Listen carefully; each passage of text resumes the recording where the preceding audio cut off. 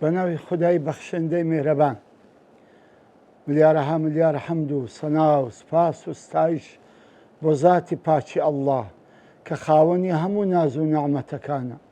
درود و سەڵات و سەلام برژێ بەسەر گیانی پاچی پێشەوامان، نووری چاو و تاجی سەرمان، محەممەد المستەفا صلی الله عليه وسلم، و لەسەر یار و یاوەرانی و لەسەر شوێن کەوتوانی تا ڕۆژی دوایی. السلام عليكم ورحمة الله وبركاته. خۆشەویستانم ئازیزانی من، خۆشحاڵم ئەو جارە لە بەرنامەکەی خۆتان ڕێگەی گەیشتن بە خزمەت ئێوەی ئازیز و خۆشەویست گەیشتمەوە. ئێستا دێنە سەر نەفس. زانین ئەو نەفسە چەند زۆرە و خەتەری چەند گەورەیە و چۆنیش پاچی بکەینەوە و تاکۆ ئەو نەفسە بەڕاستی مطیعی دڵ بێ، مطیعی خوا بێ، هەتا مانع نەبێ بە گەیشتنی دڵ لە بۆ هەموو مەقامەکانی عوبودیەتی خوای تەعالە. طبعا هەموو ئەهلی عرفان، هەموو ئەهلی متەسەویفە و هەموو سالکین لەسەر ئەوەی متتەفقن کەوا نەفس مانعە لە بەینی قەلب و لە بەینی خوا، کە نەفس مانعە کەوا قەلب بگاتە ئەو دەرەجە بەرزانەی کە خوای گەورە لە عالەمی معنەویاتدا بۆ بەندە ساڵحەکانی خۆی داناوە، و ئەو نەفسە مانعە کە بەڕاستی ئەو بەهرە و ئەو عەتا و ئەو بەخشیشانی خوای گەورە دەینێرێ بۆ بەندە ساڵحەکانی، ئەوە ئەو نەفسە مانعە ئەو دڵە بەهرەمەند بێ بەو نعمەتەی خوای گەورە.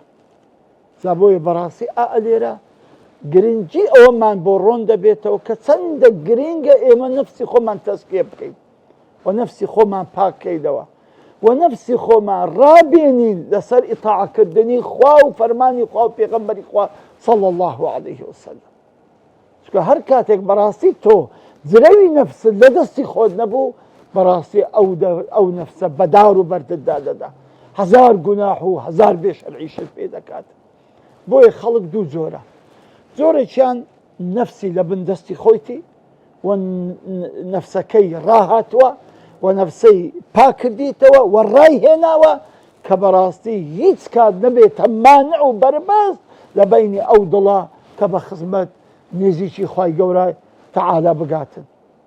جا بۆیە هەموو ئیشەکانی لە بن دەستی خۆیتی و نەفسی حەدی نییە نوقەیەکی بکە وای تەمبێ کردووە، وای پاک کردیتەوە، وای ڕاهێناوە کە بەڕاستی هیچ کاتێک ئەو نەفسە ناتوانی سەر بڵندکە بەرامبەر ئەو قەلبە کە بەرەو خوا و بەرەو نێزیکی خوا و بەرەو مەقامی ئیحسان و مشاهدە دەڕواتن.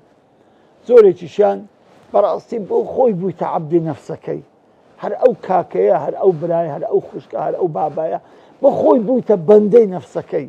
ئەو نەفسە وا جرەوی ئەو ئینسانی لە دەستگرتووە بە کەیفی خۆیتی، بە کەیفی خۆی ئەی با، بە کەیفی خۆی ئەی هاژوە، بە کەیفی خۆی بەدار و بەردی دادەداتن. هەرچی مەیلی لێبێ ئەو نەفسە بەو ئینسانەی ئەنجام دەدا. هەم ئینسانەکە هەم دڵەکە بەڕاستی ئەسیری دەستی نەفسەکەن، ئەسیری دەستی هەوان، ئەسیری دەستی شەیتانە. چونکە ئەو سێیانە پێکەوە تەحالوفێکیان کردیە، نەفس و شەیتان و هەوا، هەر سێکیان کە بەڕاستی کۆنتڕۆلی دڵەکەیان کردووە ویان کردووە ئەو دڵە مەحروم بێ لە هەموو بەرەکاتەکانی خوا، مەحروم بێ لە مەقامی عوبودیەت، مەحروم بێ لە چاکەکردن، بەڵکو ئەوەی نەفس و هەوا و شەیتان بۆی ئەچێشن و بۆی دائەنێن ئەوی جێبەجێ دەکاتن. طبعا بۆیە خوای گەورە لە قورئان ئەم حەقیقەتەی باس کردیە و کە ئەفەرموویتن أعوذ بالله من الشيطان الرجيم وأما من طغى وآثر الحياة الدنيا فإن الجحيم هي المأوى. وأما من طغى وآثر الحياة الدنيا فإن الجحيم هي المأوى. براسي أوي نفسي طغياني كرت، أوي نفسك غالب لسر إنسانك ولسر قلب إنسانك إذا وهموو هەربژاردەیەکی ئەو دنیا بوو، دنیای بەسەر باقی قیامەت و خۆشیەکانی قیامەت و هەموو چاکە و پیاوەتەکان فەزل کردبوو ئەو کات فإن الجحیم هي المأوى وأما من خاف مقام ربه ونهى النفس عن الهوى فإن الجنة هي المأوى. ئەمزانە بەڵام ئەو کەسانی بەڕاستی لەخوا ئەترسێن، لە مەقامی عەزەمەت و گەورەی و دەسەڵاتی خوا ئەترسێن بەڕاستی ونهى النفس عن الهوى ونفسی خۆی گرتووە لێ ناگەڕێ لەگە هەوا و ئارەزوو شەیطانی بەکەیف خۆ هەموو گوناحێک بەو ئینسانە بکەن بەڵکو جرەوی خۆی لە بندەستی خۆیتی جرەوی خۆی نەدایتە دەست نەفس و هەوا و شەیطانی فإن الجنة هي المأوى. بەڕاستی ئەو کەسانە جێ و مەوایان هەر بەهەشتی فراوانە. زانە حەقیقەتەن لێرە خۆی گەورە بەم ئایەتە هەردوو فەسیلەی خەڵکی لە بۆ بەیان کردین، ئەو کەسانی کە شەیطان و هەوا و نەفسی ئەمارە بیسوئی کەوا جرەوی گرتێ و گوناحی پێ ئەکا و حتا سەرنجام بەرە و جەهەنەمی ئەبە و ئەو کەسەش کە بەڕاستی ئەترسێ لە خۆی گەورە خەوفی خۆی لە دڵدایە و دنیاشی کردیتە قادرمە و پێبڵگەی بۆ قیامەت و هەروە نەفسی خۆی گرتووە و پاشی گرتیتەوە بەڕاستی ئەو کەسە جێ مەوای بەهەشتە. بۆیە نفسی ئەمارەتون بسوو شەیطان پێشەوایەتی دەکا، شەیطان ڕێی بۆ خۆش دەکا، شەیطان وەسوەسەی بۆ دەینی، شەیطان خۆتەی بۆ دەچێشی، هەوا جاسووسیەکەی بۆ دەکا، هەوا گوناحەکانی لە بۆ شیرین دەکا. لەو لایەش قەلبیش ئەوە خۆی گەورە مەدەدی دەکا، خۆی گەورە نور و بەرەکەتی ئەداتێ، خۆی گەورە هیدایەتی دەدا. لا ئینسان بەڕاستی مبتەلایە لە بینی ئەو دووە، لە بینی ئەوەی کەوا ئەو قەلبەی بەرەو نەفسی بچی یان بەرەو خودای ڕەب العالەمین بچی. هەمومان ئازیزان مبتەلاین، ئیبتلا کراوین لەو بینەدا. یان ئەوەتە بەڕاستی دەبێ نەفسی خۆت بگری، جرەوی نەفسی خۆت بگری، پاچی بکەیتەوە، تەسکیەی بکەی هەتاکو بەرەو خوا و ڕەحمەتی خوا و مهرەبانی خوا بڕوا ئەو دڵە، یان ئەوەتە بەڕاستی بە دوای نەفس و هەوا و شەیطانی خۆت بکەوی، بە دوای گوناح و دنیای فانی خۆت بکەوی تاکو وەلێ بکە بتکاتە عەبدێکی سەرکەشی گونەحباری زۆر گونەحباری ڕوڕەش. ئەو وەختی بەڕاستی هەم دنیا و هەم قیامەتیشت ئەفەوتێت. جا بۆیە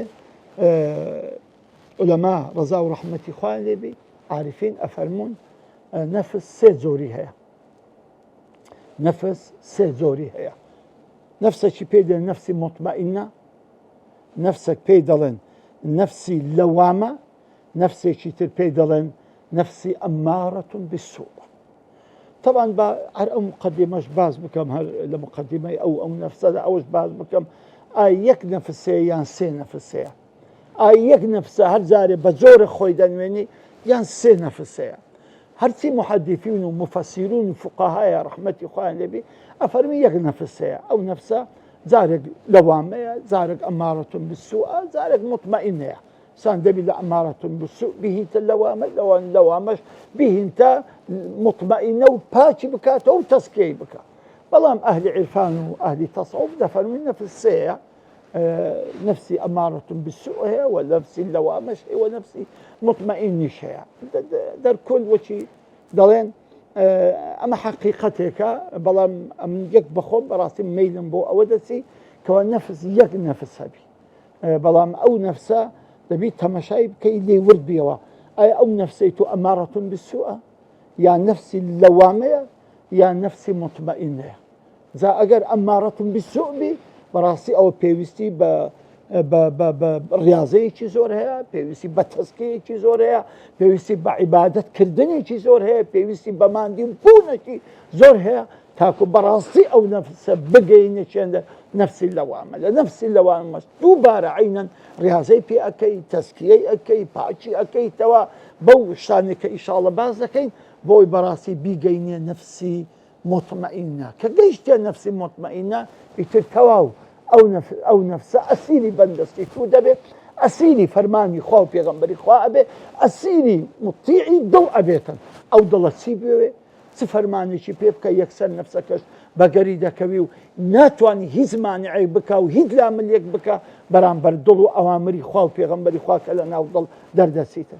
جا بۆیە ئەم نەفسە پێویستی بە ماندیبوونێکی زۆر هەیە، بەڕاستی پێویستی بە هیلاکێکی زۆر هەیە.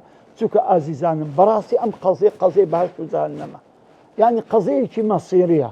تۆ ئەگەر دەتەوێت بچێ بەهەشت، دەتەوێت بەڕاستی زێد بەهەشتی فردەوس بێ، ئەبێ بەڕاستی وەکو ئەو ئایەتە گوتی وأما من خاف مقام ربه ونهى النفس عن الهوى فإن الجنة هي المأوى.